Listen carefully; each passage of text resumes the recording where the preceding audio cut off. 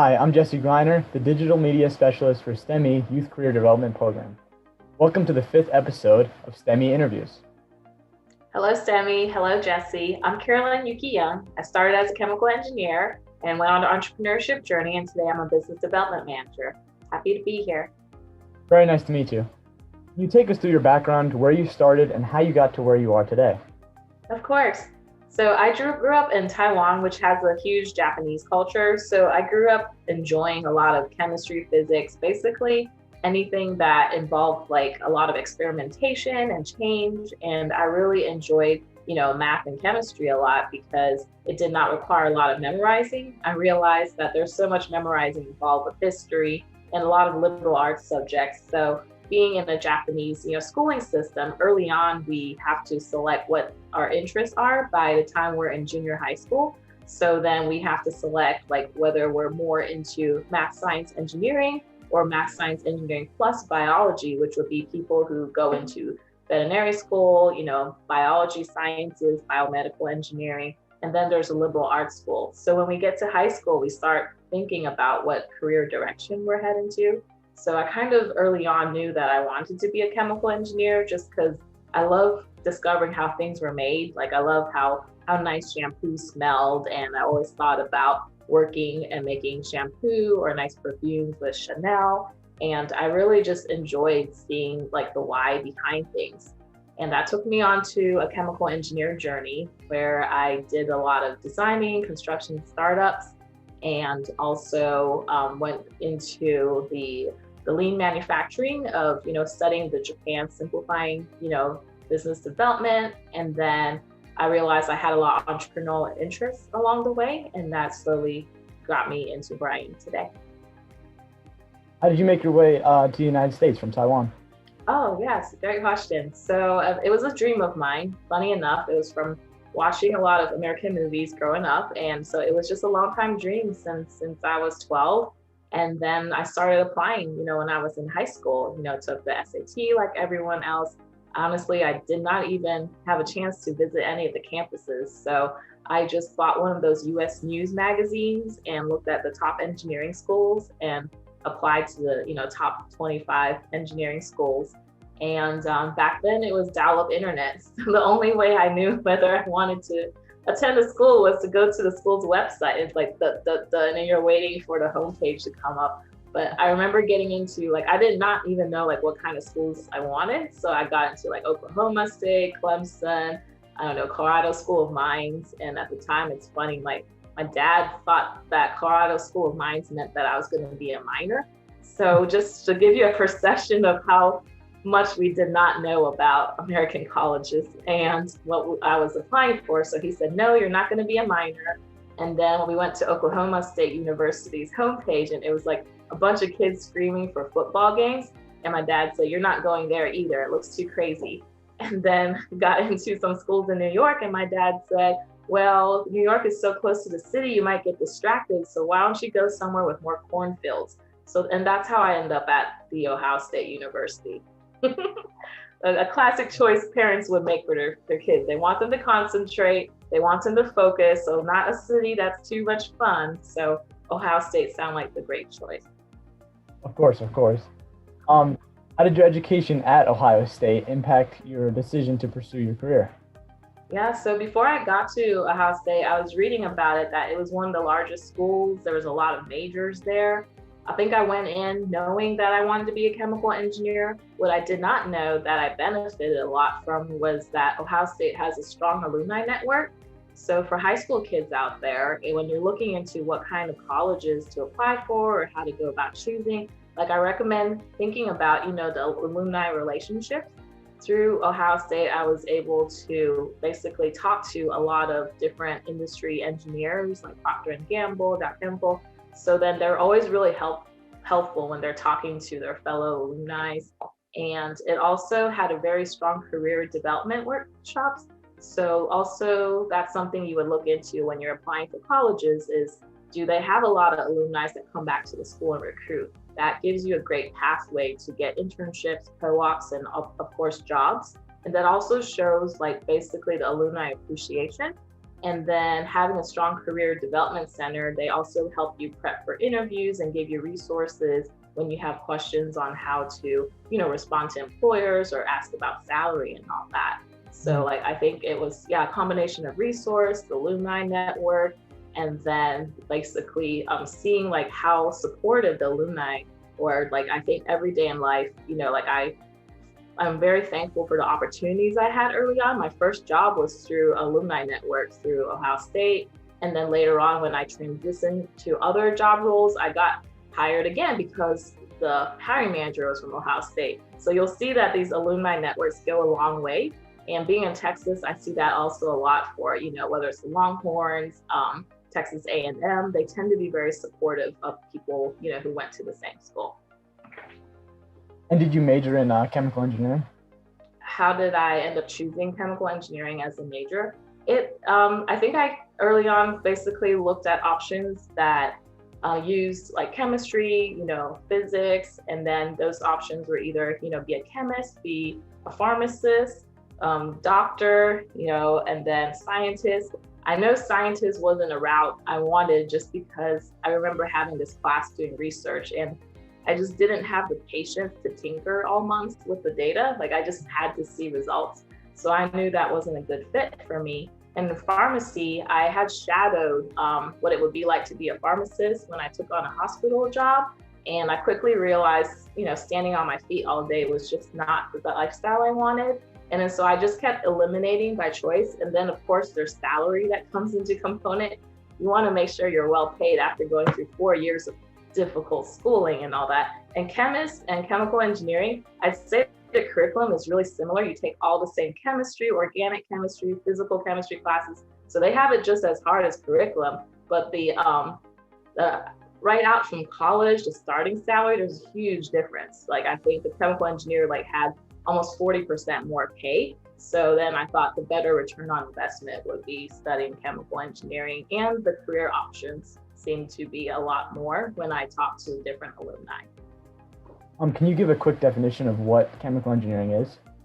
Yes, so think of it as when you're making, like, say, the chemist figures out the recipe, the ingredients. So they're trying to find a great tasting, ice cream batch, right? So they experiment, find something that's great testing. So the chemical engineer needs to figure out, great, how do I start producing 10,000 gallons of this ice cream? How do I scale it to 100,000 gallons? So they're basically taking the recipe that the chemists developed and then figuring out, how do I make it in scale? And when you start making things in scale, you can't have someone manually mixing things and adding things. It's going to be automated. There's going to be robots involved. So again, it's a chemical engineer who has to figure out, how do I auto produce this so that it's going to run 24 hours a day and it has as little manual labor involved so that we can make it quickly. So that's what a chemical engineer does, is they produce things, like whether it's producing liquid products, making pharmaceutical drugs, making food, or even making like electronics, semiconductor, anything that has to do with production likely has a chemical engineer involved with the design. Can you give a quick description of entrepreneurship? Yeah, so I realized, while working as an engineer, that, the goal is basically to fulfill the customer and then to define that idea of what the customer is looking for and then solving a problem. Entrepreneurship is very much about solving problems as well. You're solving problems either through providing a service, like providing answers, or you're solving it through providing a product. And then it could also be you're helping people develop, investments and give, advice on what kind of investments to do. So those are the main areas of entrepreneurship, is either you're solving a problem through your service, your knowledge, or some product that you've invented, developed, and then you're basically selling it to a market who has that need for the problem. Was there a turning point in your life when you decided that you not only wanted to do chemical engineering, but entrepreneurship as well? Yes, I realized I was kind of the oddball amongst my engineer peers. I think a lot of them were very happy with, their career path. Usually you start out as a production engineer, you work out in the field, you go into design engineering where you start designing a new plant, and then you work with construction, you become a project manager. So there's a lot of opportunities in the chemical engineering realm. And then I think like for me, like I just always had interest to invent and innovate. So that's where the entrepreneurship side came in. Is like I really like to come up with unique solutions and try things out and then put it on the market and see whether people would, purchase it or not. So I think the entrepreneurship side came from the love for innovation. Like people tell me that I have a lot of ideas, and then the best way to know if the idea works is just to put it out there and get some feedback and all that. So that's where the entrepreneurship, started. And it was something that I always just wanted to do like on the side. And it started out as a hobby. And then over time, like I learned there were other groups of people who also joined that. And once we grow in teams, then it's possible to build like a side business and all that. You ever get the chance to travel for your work? That honestly, like that became my criteria when I was shopping for jobs. So, I mean, you high school kids can think about when you graduate college, there's going to be a lot of employers talking to you, trying to get you to join their company. And one of the most popular questions, students would have for the recruiting officer is, do you give us opportunity to travel? And they'll tell you, sure, you'll get to travel, overseas and here and all that.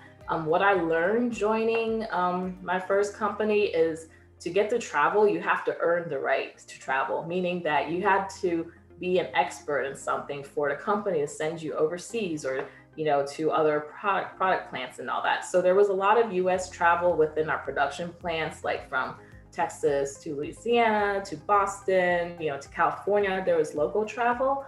The one I was excited about was more on the overseas side as well, of being able to take on international projects and build like in Brazil, in Vietnam, Korea, and then go up to Japan as well. So the overseas opportunities, I think took me took me probably 3 years to build up, to that level to get those opportunities. And, but it was a blast. Like I love it. Yeah. Have you done any like internships or other jobs in other fields, like gotten experience and decided like maybe you don't like that and like that's why you chose chemical engineering?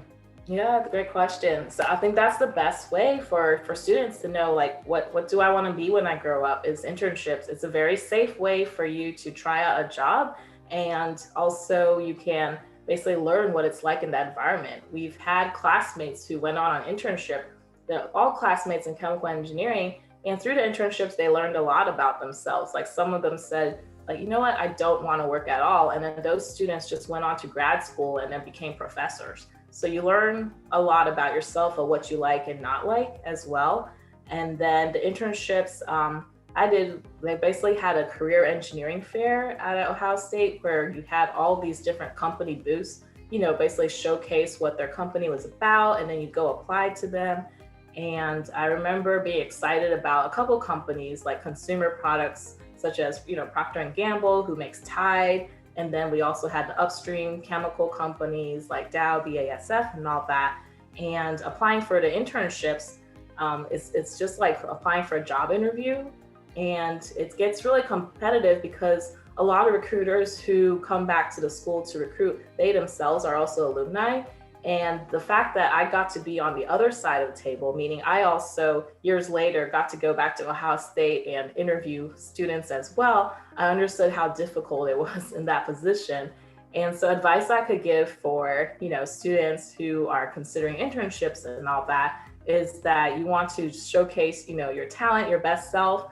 And then the fact that each company has a limit of how many students they can recruit. So like sometimes they only have like 1 max or 2 max they can take from each school. So don't take it personally if they don't get it, the first time and all that, because sometimes these companies give them a max.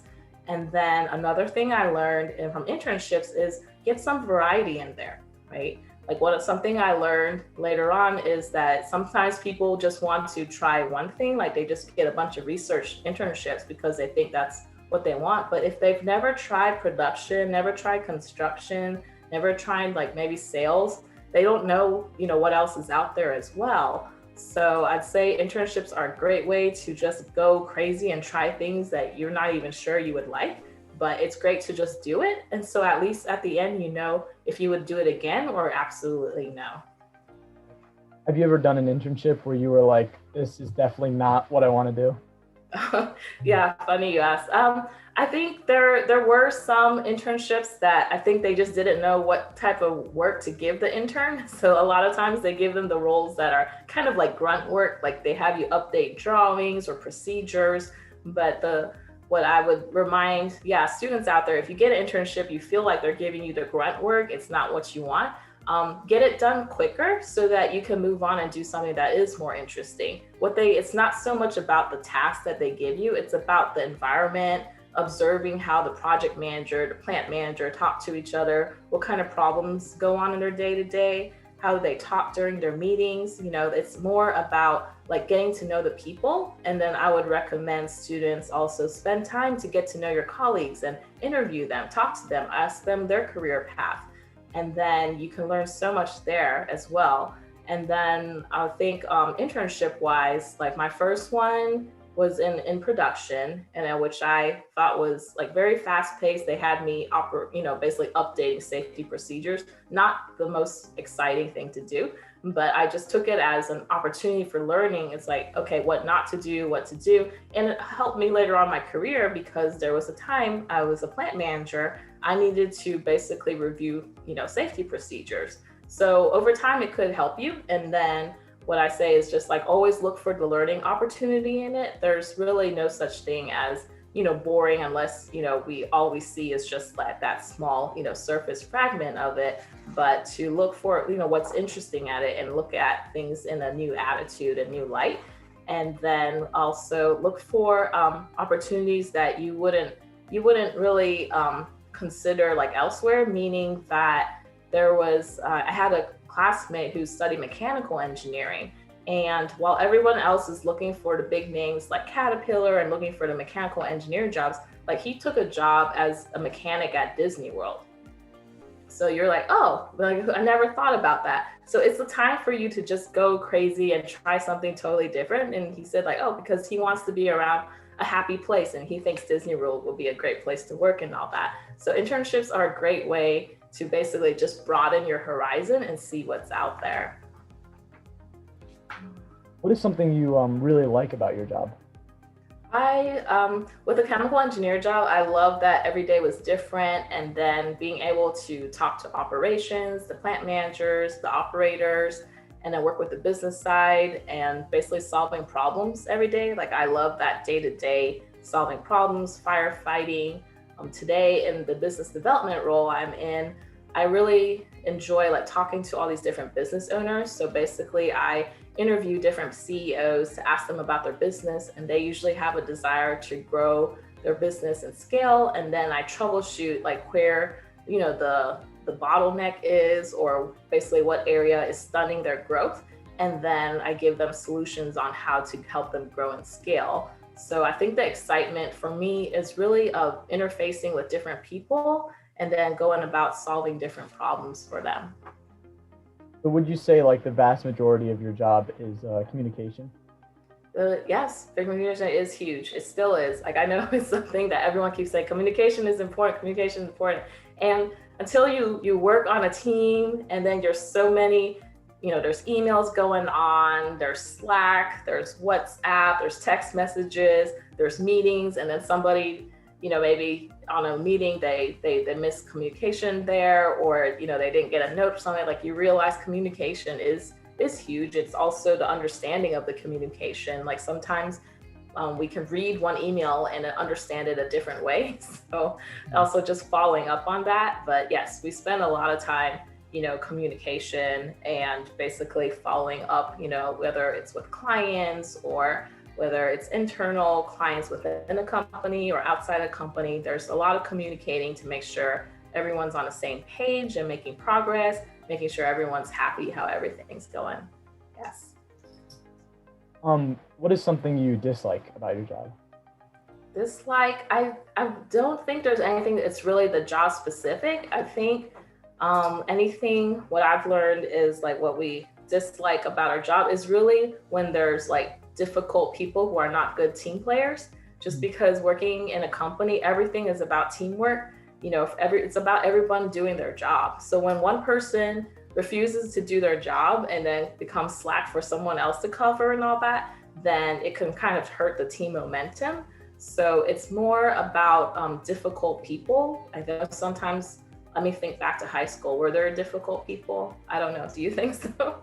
Yeah. So we think that high school people problems, or just say difficult people, it goes away when we graduate. But actually college, it can still exist, right? And then you think college people who don't cooperate, don't do their homework, are not a good team player, to go away after graduation. But guess what? When you're in a work world, it happens again. So I think in the end, what makes a role not enjoyable, what I find is either people have a colleague that is just not a good team player, or a manager who causes a lot of stress. And so that can basically make the role not enjoyable. What would you say is the importance of chemical engineering and entrepreneurship in the world? Yes, so thank you for asking that. So I've learned from this from, I guess, taking more of a marketing perspective when people are marketing, what it is that chemistry does or how chemical engineers help the world. Because of course, environmentalists think chemical engineers produce plastic's bad, but then you look around the world, if we had no plastic, there's a lot of goods that wouldn't exist, right? And so I like to look at chemistry or chemical engineering as solving, global problems. Basically, if water is dirty and then you need water filtration, that's chemical engineering, which is one of the projects I worked on, was doing water filtration for places like Saudi Arabia that didn't have a lot of water. So they need a very effective process to get water available for people. And then when you need to get, drugs mass produced, for example, recent COVID vaccine, how do you mass produce all these products? Again, that's chemical engineering. So the goal at the end is still solving problems, globally, and then how to get it out there faster, how to get it out there, more efficiently. So I look at it as, solving a problem using science, and then engineering helps scale it faster with the design and all that. So the science part, we need the help of the scientists, the chemists, the researchers and all that to get that recipe fine-tuned. And then the chemical engineers can help scale it and get it out to the world faster. What would you say is a major challenge for you in your job? The major challenge in chemical engineering, I think sometimes it's the unknown. Sometimes we're faced with having to make decisions, especially when you're an engineer at the plant, whether to keep things running or to shut down if there's an equipment that's not working. So the skills you learn from it is risk management. What is the risk if I shut down today? I'm going to have to go, answer to the business manager, the business director, why I shut down. If I don't shut it down, then what are the risks that might happen? And then I might have to report to the safety manager and still report to the business manager, why we had a safety incident and all that. So I think the on the job challenges is more about, the decisions, that we're trained to make over time. But then you get skilled at that over time as you develop those skill sets of assessing risk and then learning how to make better decisions, and then learning how to make decisions on the spot. There's a lot of think on the feet thinking and basically problem solving and firefighting that happens being an engineer. And then so that's more of the technical tactical problem there. And then let's see, also in the business role for business development, I think some of the challenges that a lot of business owners face is they don't know where their problem is. They're not sure. They just know it's not working and that's it. But that doesn't give you a lot of information. Just say oh, my business is not working. It's not growing as where I want it to go. And you ask them why not? And they said, I don't know. I've tried everything. So having that engineer skill set really helps troubleshoot and look through things layer by layer and really dissect, what's going on. So I think that's how the engineer skill set and the entrepreneur skill set, kind of merge together, because in the end, it's all about solving problems. What would you say is something that's, or what would you say is the most rewarding thing in your job? The most rewarding thing for a chemical engineer is seeing something they've built, like a manufacturing plant, and then being able to point to it and say that I did that. So I remember my first project, being a scrubber that helped, neutralize acidics. Like I could literally drive by and show people my pH acid scrubber pot. And then it's also like one of my projects is the Ben and Jerry's ice cream line, being able to tell people that, expanded that ice cream line, exactly how we make Ben and Jerry's ice cream. And so it's the fascination of, showing the product and then showing how things are made, and then also the final process and of being part of it. I guess it's that sense of crossing the finish line and having something to show for it, to show for that accomplishment. And then so that's on the chemical engineering side. It just feels really rewarding to work in teams. Like I find that that's my favorite part, being in operations manufacturing, because you get to be part of a team and you're all there for the same reason. And when you have to hustle and go through a lot of struggle and pain of getting a plant started, like all those late nights, working with the boiler or working on pumps, and then those become great stories and you build a lot of friendships along the way. And most of our, most lasting friendships are all because you had to overcome something difficult together, and then they become the best stories as well. And then from a entrepreneurship perspective, like for business development, I think what's rewarding is the challenge of being able to build something from scratch and then see it develop and grow over time. And then the rewarding thing is having happy customers or happy clients and all that. So I think it comes from, the mission based on like why people build a business, behind their why. If their goal was, to basically build something to make people happy or build something that solves a solution, they feel very rewarded whenever they get all that feedback, testimonials, a ton of Amazon reviews that a product worked. I think that's basically the sense of rewarding there too. So among all the people you've worked with or worked for in teams, who is someone you really admire? I could give, when I think about it, I think distinctly what I remember from my chemical engineering career, because everyone's trying to get promoted, so you always look up to leaders for advice and all that. So one of my mentors, like she had always been very open to sharing, like basically career advice and helping, new and oncoming, engineers basically see possibilities and mentor them. And so I really admired her because she was open to helping everybody, and she was just really strong in character. And I liked how she has a very calm and collected manner when handling problems. Like you would never see her, freak out or get nervous. Like she was just always very calm, asking about the situation. She always, talked to everybody, very, I guess, even if, you would hear, other things from other people, like she was all about getting the facts aligned and not so much about just getting other people's opinions. So I really admired her there. And then I also have a mentor that I look up to a lot because he had built a lot of businesses for our company. And so he was a high director level. And I really appreciate him because he gave me the valuable advice when I was thinking about entrepreneurship. I thought about going to MBA school after 3 years in engineering. And I remember him asking me, like, why do you want to go to MBA school? And I told him because I wanted to start a business. I said, I want to go to MBA school because I want to learn how to start a business. And he told me, like, so why don't you just start a business? Like, why do you have to go to MBA school? And then I told him, I thought MBA school was going to teach me how to start businesses. And he said, no, it's like, you can just start a business without MBA school.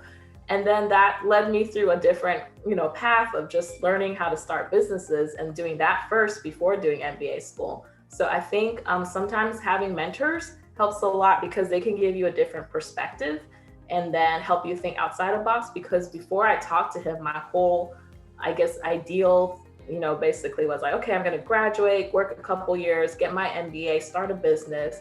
But listening to him, like that taught me a whole different path and all that. So I was able to get businesses up and started before going to MBA school. And then so I had a different experience, going through MBA school, having gone through that application phase. So I'd say the people that I really admire the most are the ones who have, a lot of wisdom, but they've also reached that professional level, that they're at the peak of their career, like they also demonstrate what they value in, like whether it's integrity, helping others, like they really show up as it every day. When you're working in teams, is there ever someone like, is it always like someone has to step forward and like kind of be the leader of the team, or is it like more of a mutual, like everyone working together?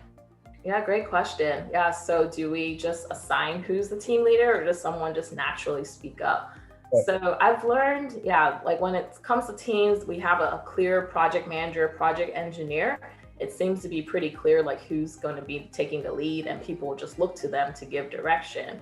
And then when it's amongst people of the same job level, for example, if we're all engineers starting out, and then or we're all engineers on a project, who's going to take the lead and get things done? So I'd say it's very similar when we're doing a school project, right? You have a bunch of classmates get together, and then usually there's going to be someone who wants to take charge, or basically get things more organized, and basically give suggestions on how we get things going. So I'd say like that's a great opportunity during school, is to build those leadership skills or management skills, and basically learn how to go about working with different personalities, because in the real world, that's basically what the world is filled of, is you're going to meet people with different personalities. I really don't think anybody intentionally tries to be difficult.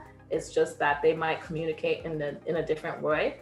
And I also learned about myself that anybody can be a leader. Everyone has their different style of leadership. I know that I tend to be more result oriented and very what do I call it? Like sometimes people telling me I have to slow down. I sometimes just want to get to the result right away. So I'm the person, you give me an assignment, I'll just figure out like, okay, how can I get it done?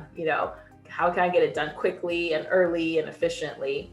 And so what I've learned is that, okay, so like basically that's my approach of getting things done. But working in teams, you will have someone with a different perspective. Maybe they prefer to go slower and to really evaluate, take your time and kind of approach. So over time, you learn that there's different leadership styles. And I've learned, through school and everything, like I don't always have to be the leader. It's good to let other people lead. And that way I can also learn from them what they do well. So I think it's really effective to just take turns. And in fact, we've done that before, basically we'll just take turns rotating among engineers, like who's going to take the lead, this month.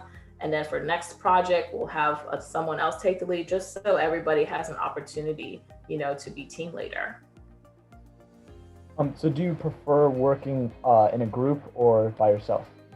Oh, that's a great question, because I remember like trying to apply internally to a role that was, I guess, another kind of business development manager. But that business development manager role is basically to develop plans for 3 years from now. And then you'd be working by yourself. And that was one of the interview questions, is like, can you give me an example of you working by yourself and how you go about doing things, And I realized that I'm great with working by myself when I come to solving problems, but I'm not good with discussing by myself. Like I really need that team feedback and that team atmosphere. And I also knew that just going through Hurricane Harvey, because Hurricane Harvey, yes, it was miserable, no power, no water, no food and all that. And I remember just being by myself, isolated in my apartment, and we're like full of water at the bottom. But I think what was more miserable wasn't so much that I couldn't go anywhere. It was more miserable because I felt so isolated. There was like nobody around, and not talking to anyone for 3 days, it just felt really weird. It started feeling like I was on my own island. So I think I've quickly learned that, being around people is really important to me. And you also learn that from, the different work environments we have. Like some people like to be, by themselves, then they're probably, research development. But in the end, it's more fun to share your feedback with people, right? And to discuss in groups. So sometimes we just like to work by ourselves when we're solving problems and then be in deep thought. But when it comes to discussing, it's like, I find that it's much more fun, in a group, so you can get other people's opinions, and you want people to challenge your thoughts and your ideas, so that you can basically go through it and make sure there's no holes in it and everything. So I love that discussion. If I was interested in becoming a chemical engineer or an entrepreneur, what advice would you give me? I would give them advice to think about like what is it that they're passionate about, right? So a lot of chemical engineers, they were passionate about math sciences and then growing, basically solving problems and all that. And then also look for internships or opportunities with jobs. I think a lot of times, high school students think that a job means that they got to be like all their other classmates and get a job, at a restaurant, or because those jobs like seem really common what other high school students are doing. So what I recently shared with a high school student is like, think about where you want to be and start asking for opportunities early on to shadow or to get those opportunities early so you can be in that environment. And that way, when you're grown up and after college, you see that same environment, whether it's in the oil field, like at least you won't feel scared, like you'll feel more familiar and comfortable with it. I also encourage people to basically think about, have the end in mind is how I like to put it. Think about like where you want to be, like how you want to show up. And so I was giving this advice to a computer software engineer, and he knew that he wanted to work somewhere like more like a Google environment. And then ask yourself why. Like, why do I like Google? Other than the fact that it's Google, it's a big brand, but understand why, because it sounds cool, it sounds hip. Okay, what else? Why? And then you say like, oh, well, I really like the creative, environment, how they encourage people to think. It's not very structured. Okay, why? So then now you're looking for an environment like a Zappos. You're looking for that vibe, that culture, kind of like a Austin, San Francisco. So understanding like what kind of environment you like, that really helps too with shaping, like what kind of opportunities to look for whenever you're trying to shape your career. And then when it comes to entrepreneurship, the advice I would give is to just to test your idea, right? Because a lot of times I find that there's a lot of people who think about entrepreneurship. It's a great idea. They have these cool ideas, but then it just stays in their head. Like they don't really do anything with it. So I would encourage people who have these entrepreneurship ideas to do something with the ideas, whether it's do research on it, do like a little pilot study around it. Like it's basically, I feel like they owe it to themselves to at least, put it out there. Like don't wait 10 years later, you see it on Shark Tank and said, I thought of that first. Like nobody knows, nobody's going to care that you thought of it first because you didn't get it out there in the market first. So when it comes to entrepreneurship, like I guess my advice would be, to just go ahead and and start launching and get, basically test your program, through there and all that. And there's no such thing as failure. There's only learnings. That's the other advice I would give. I think a lot of people are afraid to start anything up because they're afraid they're going to fail. And over time, you learn that nothing really is a failure because you always learn from it, and then you can always do better next time. Is there any advice you would give to a parent of a student who wanted to go into chemical engineering or entrepreneurship? Like, go send them to the cornfields. Send them to the cornfields, yeah, my dad, to help them with studying and not get distracted. Exactly. I think as a parent, I think they'd be excited for their kid to like engineering thunder. I remember seeing this Dilbert comics that the mom was crying when she bought baby Dilbert to the doctor, and he said that he's destined to be an engineer because he liked tinkering. I think people have this perception that being an engineer means that you're boring, and it's not that way. I think that's just like a stereotype. I think parents should be encouraging to recognize like what their kids love, and also recognize what their kids don't like to do and all that. So with engineering, yes, there's a lot of activities they can do, the Lego camps and explore. But I think my best childhood memories or high school memories was just going to the museum or doing a lot of experiments at home. And then also just I think these days high school kids have a lot more access than I did when I was growing up, because even trying to figure out how things were made back then, we would have to read through encyclopedias and research books, go to the library. I mean, these days there's so many, you can look on YouTube, you can watch Discovery Channel. There's so many ways to figure out, like what you want. And then there's just so much information out there. So like becoming, an engineer one day, like I feel like what parents should do is let them connect with people who are who are optimists, who are, you know, happy with their engineering career. Also be careful about who you have your kids talk to, just because I had a cousin who talked to someone who was an engineer, but also was not, was a very grumpy engineer. So then he just kind of thought, oh, well, engineers are grumpy people. So it's very, be careful and selective when you get feedback from also other professional people, to understand what they think is their opinion, and then learn how to filter it, understand why. Like if they said they worked in engineering for 30 years and they hated it, understand why, and then you don't have to like basically take it as like solid, you know, advice not to go into engineering, and get different points of input, right? And that's something, you know, MBA school also teaches us as well, is like you want to get multiple data source input. You don't want to just ask one person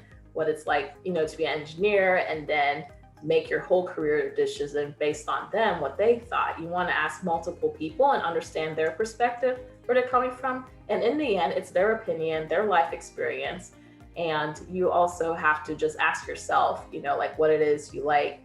And then as a parent, I think parents have a lot of connections, right? They know a lot of people, so they can connect them with an aerospace engineer, a civil engineer, and just connect their friends to talk to their kids for a little bit and tell them what it's about. And then if their kids are encouraged, you know, to do something entrepreneurial, I know it's very cliche to do a lemon stand example and all that. But I think, you know, oftentimes kids have ideas. They just need that encouragement and someone to hold their hand. So I think for a parent to even be supportive of just supporting a kid's idea and going out there helping them set it up, I think would be, you know, mean a lot to them, and then also be very encouraging for them as well.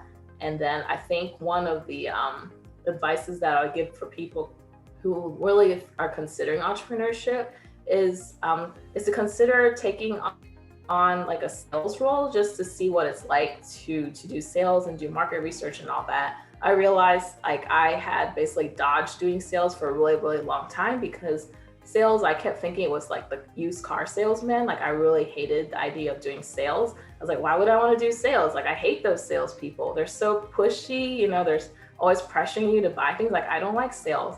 And then I do sales a lot today, right, in this business development role, because I say I have to talk to a lot of people. And so over time, I realized sales doesn't have to be icky. You know, it doesn't have to be something that, you know, you don't have to be the annoying person who's very persistent, selling people something they don't want.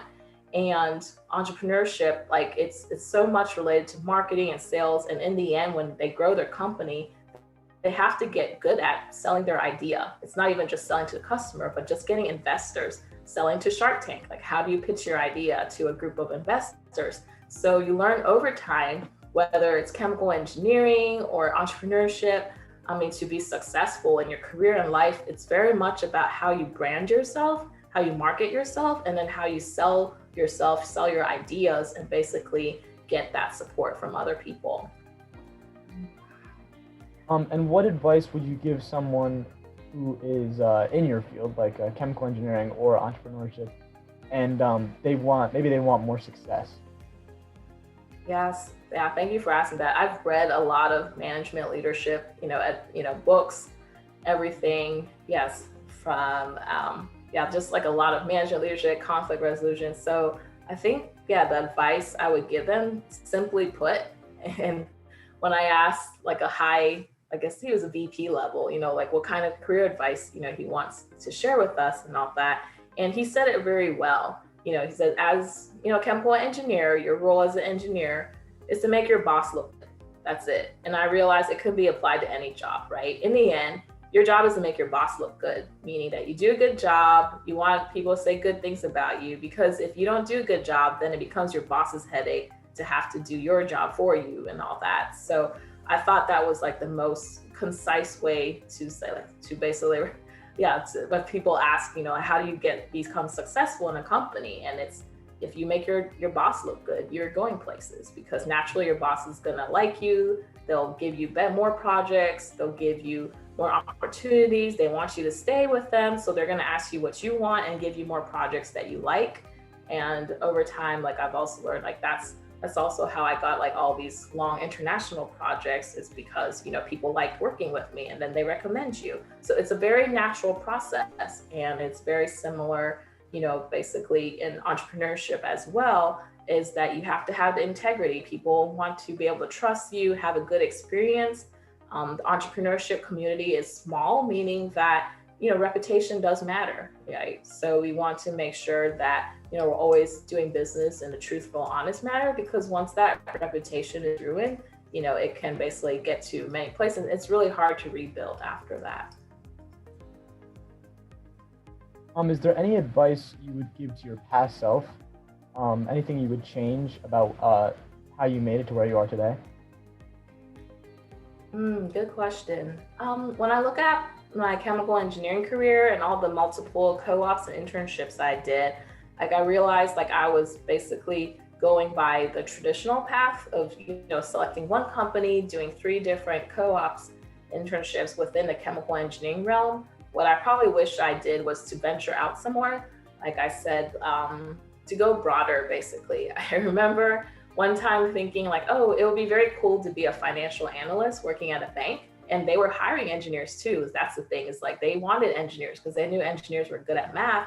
But I remember comparing the salary, and it was less by $5,000 a year. And I let that get to me. And I said like, okay, well, I'm not going to be a financial, analyst, because it was $5,000 less than how much I would make as a chemical engineer. So I would say, think broader. Like, don't always, it's not just about the money either. Like $5,000 a year, like that really is, it's, over time though, you split it up. It's not that big a difference. Plus over time, like you learn that, that there's different career development opportunities for every career that you choose. And you really have to love it and perform well to get promoted quicker.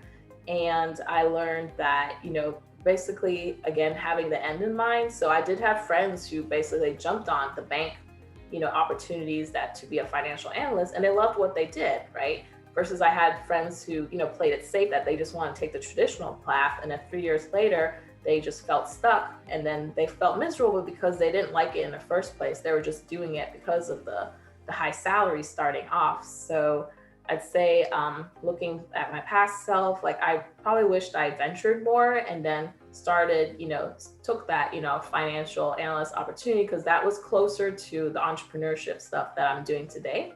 And probably that would have given me a different perspective of what it would be like in business.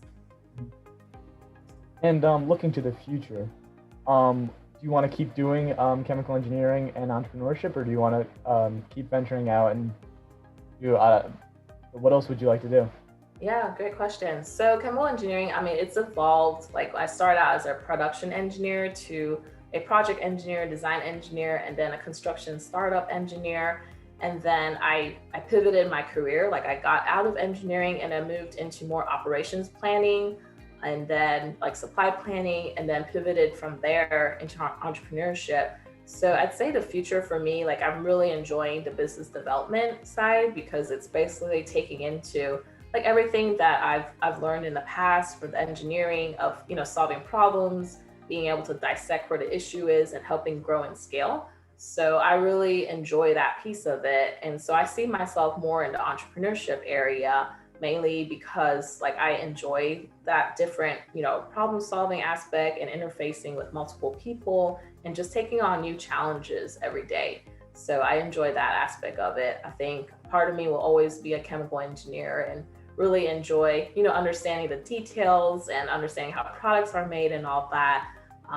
But I've always, there to encourage, students to take, the chemical engineering route or take some sort of STEM route, because it really builds your your testing skills, your problem solving skills. And that's what's valuable, whether, you decide to stay in engineering development or you venture out to the business side. I mean, problem solving is always a skill set that everybody values. Okay. Well, that was all my questions. Okay. All right. Well, thank you so much, Jesse. Yeah, it's been so fun being on here, and I hope, there were some good info that is helpful for you and your community. Absolutely. Thank you, Miss Caroline Yuki Yang, for your time, and thank you to our viewers. Be sure to check out our other episodes and subscribe to our channel and stay up to date with all our upcoming events and activities. Follow us on social media and sign up for our email list. Check the description for all the links. See you next time. Bye.